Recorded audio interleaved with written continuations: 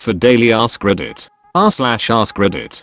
People who had COVID-19 or know someone who did. How bad was it? If you enjoy the video, drop a like and subscribe so you never miss a video. I'm currently recovering. I'm a 30-year-old male with no health issues, so maybe that's the reason, but for me, it was like a mild cold. Felt crummy from Tuesday night to Thursday. Started feeling better Friday. Now I just have a bit of a cough and weird headaches. The testing process was a pain though. First one was inconclusive, so I had to get a doctor's note and go get another test. Be careful. That was me at the start of my symptoms, before it came back and knocked me on my ass completely for 2 months. The stories of the early false recovery are real, so take it super easy and don't overexert yourself for a week. Same here. Fever at 101 to 103 for 12 days straight. Bedridden for 6 whole weeks. Thought I got better, got sick again, and now I'm here. Still have to take it easy BC I get winded just from walking upstairs. I hope the damage isn't too serious.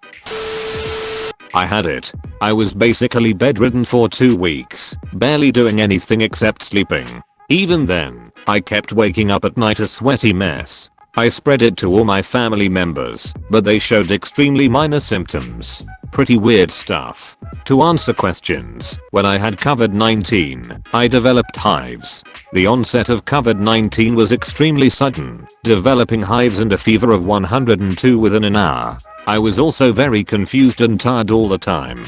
I didn't go outside much prior to getting COVID-19. I did make a full recovery within 2 weeks. I did not require hospital care. Same. I had fever, chills, bed-soaking sweats, horrible muscle aches, headaches, overwhelming fatigue, and diarrhea. I did not have shortness of breath or a cough. No one else in my house, including my husband, kids, and elderly mother, got anything other than a minor sniffle. My cousin ended up on a respirator in ICU. She finally got off the respirator, but passed from a blood clot the next day.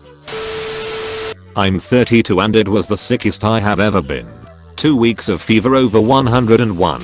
Bad cough that lasted almost a month. Shortness of breath where, if I walked more than a few steps I would end up doubled over gasping for air. It was pretty bad, but at least I'm all better now. All the edits, damn that blew up in the few hours I was asleep. Thank you to everyone for everything. My general condition before this was good. No underlying conditions. I was in really good shape. In the gym mostly every day. Yeah, it really sucked. I was never really in fear though, because I caught it early enough that it wasn't really hyped that much. I think it was March 3rd that I went to the hospital. I work as an Uber driver on the weekends, so I'm guessing that's how I caught it. I was on an inhaler for a while afterwards. I tried working out about 3 weeks after I initially got sick. That was a joke. I literally ended up on my back wheezing and hacking 2 minutes into the workout. I'm pretty much fully recovered now. The only effects I'm still feeling are just from taking so much time off from working out. I think that's the gist of most of the questions. If you have a burning one that I didn't answer, I'm sorry. Feel free to ask me again. One more super important edit. Everything I have seen and read about this is that it affects everyone differently. Please don't read what I didn't think that it's great advice or anything like that. I would hate for someone to get worse because they listen to my dumbass on Reddit. Please listen to your doctors. My grandmother got it in her late 80s and in a nursing home. She probably weighs 70 pounds and can barely sit up on the best of days. She had a fever for a week and a mild cough, then recovered. We are shocked. She's so weak that when the home told us she had it, we all thought she had no chance of beating it. Weird how it can kill strong healthy people, but somehow spare her.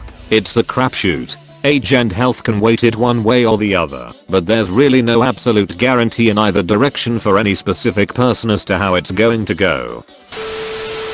30-year-old friend had it. He was so sick that his roommates were almost afraid to check on him in his room because they thought they'd find him dead. Getting out of bed to go to the bathroom took all of his strength. He's fine now, but it took a few weeks for his lungs to feel even remotely normal. My mother-in-law had something like this in January, before it was a thing, but we swear she had it. She would call us for help, and me or my wife would go over, we live 5 minutes away, and help her get something. She said she was out of breath walking to her bathroom, and then out of breath walking back after using it. It was wild. We all want to get antibody tests as soon as they are available. My sister, who was 47 with no underlying health issues, passed away from COVID-19. It took 10 days. She was in the hospital for the last 3. The scary part is she was making a recovery. Her lungs at day 7 were operating at 83%, and after 2 days in the hospital she had got them to 95%. In 29 hours it was a complete 180. I was able to text with her. She kept saying she was having a really tough time, but didn't go into much detail. My brother-in-law and 2 nephews also had it. He mistakenly thought his COVID was just from a good gym workout, as his body was just really sore. My nephew, age 13, puked one night and had a fever for a few hours. The youngest, age 7, never had any symptoms and felt fine, all tested positive. Just heard this morning that a friend of mine died last night. Her partner called 911 when she took a turn for the worse, and in the time it took the EMTs to get there she'd already passed. It was that quick. She'd been tested, knew she was positive. She was told to stay at home unless her symptoms got worse. She felt sick, but not rushed to the hospital sick until last night. I'm trying to comfort myself knowing she'd rather die in her own bed than in a hospital surrounded by strangers. I lost my fiancé to it, and I don't know which option would have been worse. In the end I suppose it doesn't matter. I'm so sorry. My condolences to him. COVID doesn't discriminate at all.